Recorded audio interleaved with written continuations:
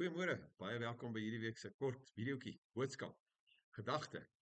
In Lukas 15 lees ons van drie gelykenisse wat Jesus vertel, toe hy aan die einde van hoofstuk 14 gesê het, die wat ore het, moet luister.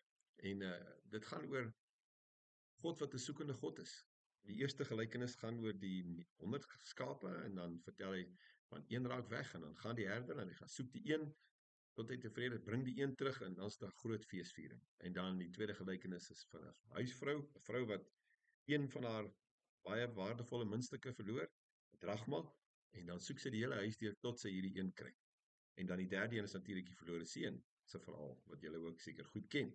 Maar hierdie wonderlike gelykenisse, veral die eerste twee, sê nogal dat die 99 as die een skaap weggaan is nie vol nie. Daarom gaan die herder en hy gaan soek die een wat weggeraak het totdat die getal weer vol is. En dan is daar blydskap. En dan ook dieselfde met die vrou. Die 9 is nie vol nie. So, en dan gaan soek hierdie vrou die muntstuk wat weggeraak het tot sy dit gekry het. En dan is daar ook groot feesviering. En die idee of die gedagte wat deurkom wat Jesus hier sê is dat God soek die wat weggeraak het.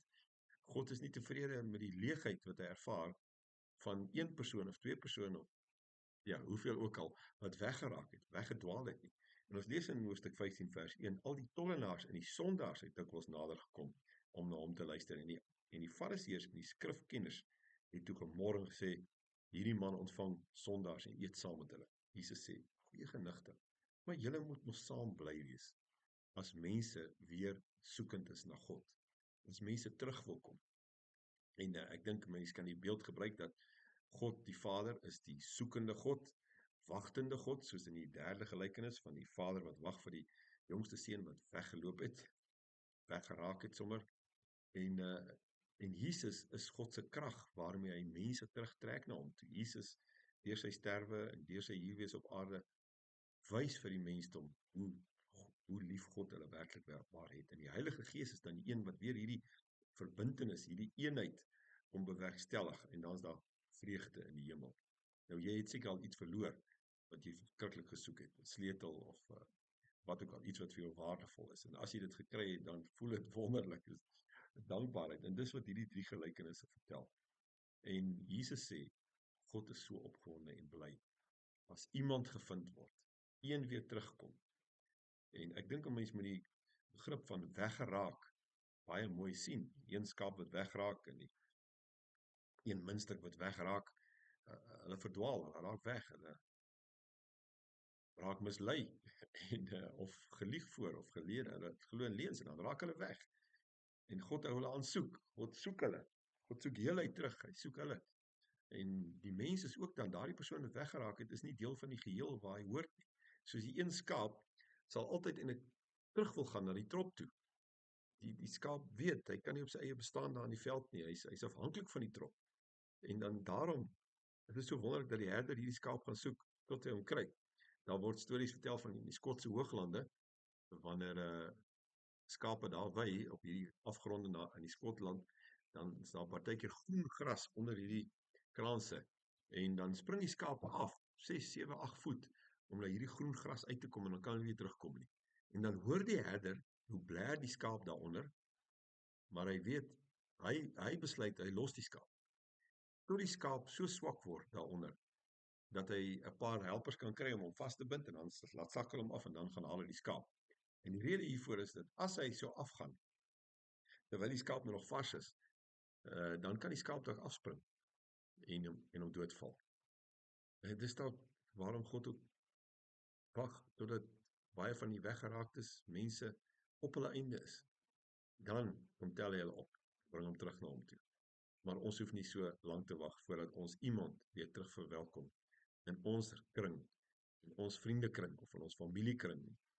Want, kom ons wees nou maar eerlik met mekaar. Ons as mens wil ook deel wees van ons groep, van ons trop.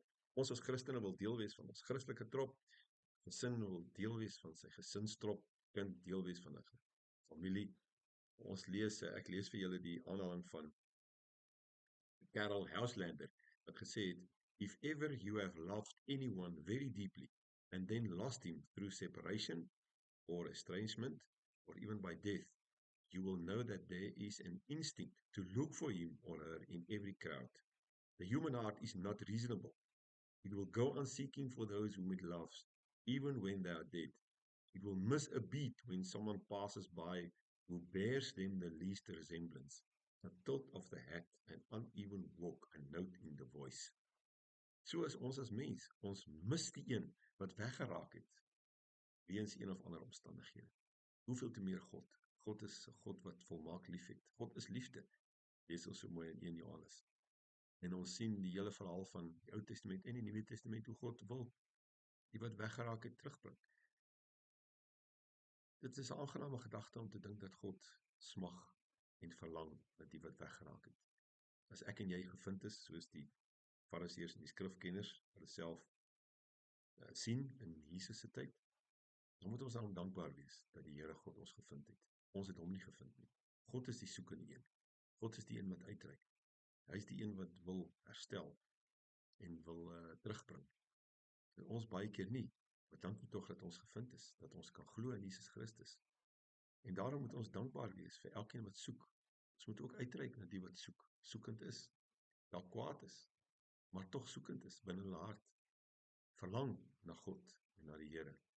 Verlang na die kerk, die liggaam van Christus. Kom ons help mekaar in hierdie week. Herinner mekaar dat daar baie soekende mense daar buite is. En dat God is die een wat hulle terug wil verwelkom. Kom ons bid vir hulle.